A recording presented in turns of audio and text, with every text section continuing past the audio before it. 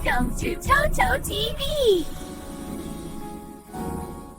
थार का तपता रेगिस्तान सूरज की तेज किरणों से झलक रहा था।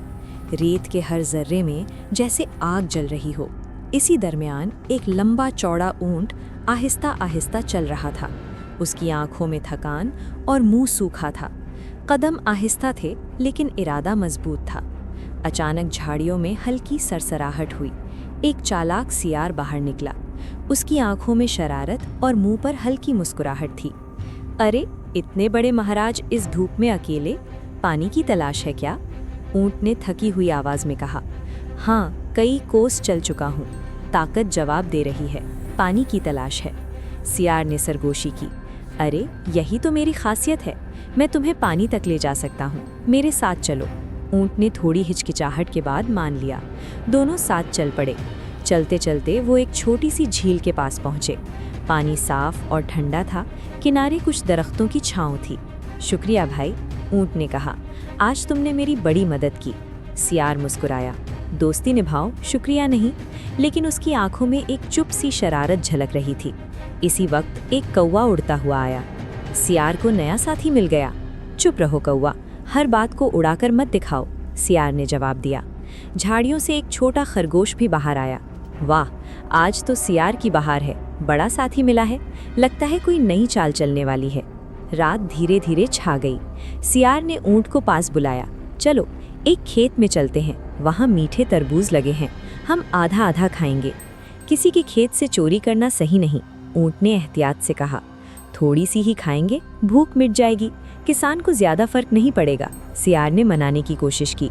खरगोश ने खबरदार किया। संभल कर रहो, इसमें कुछ गड़बड़ लग रही है। सादा दिल ऊंट मान गया। खेत में जाकर ऊंट ने तरबूज तोड़ने शुरू किए और सियार खुशी से खाता रहा। मेरा हिस्सा कहाँ है? ऊंट ने पूछा। गिनती छोड़ो, पानी पी लिया था ना, वो तुम्हारा हिस्सा समझो, सियार ने जवाब दिया। तब किसान की आवाज आई। कौन है वहाँ? कौवा ने चीखा। दौड़ो। सियार झाड़ियों में छुप गया, लेकिन ऊंट का बड़ा जिस्म छुप नहीं सका। किसान ने उसे लाठी मारी। कुछ दिन बाद ऊंट ठीक होने लगा। अचानक एक कोटर से आवाज आई। एक बूढ़ा तोता जिसकी आंखें धुंधली हो चुकी थीं बोला। सियार, फिर किसी को मुश्किल में डाला आया? अरे तोता, सच बोल रहा हूँ, सियार ने सफाई दी। तोते ने धीरे से कहा। एतमाद रेत जैसा है, गलत साथी मिल जाए तो हाथ से फिसल जाता है। अगले दिन सियार फिर आया।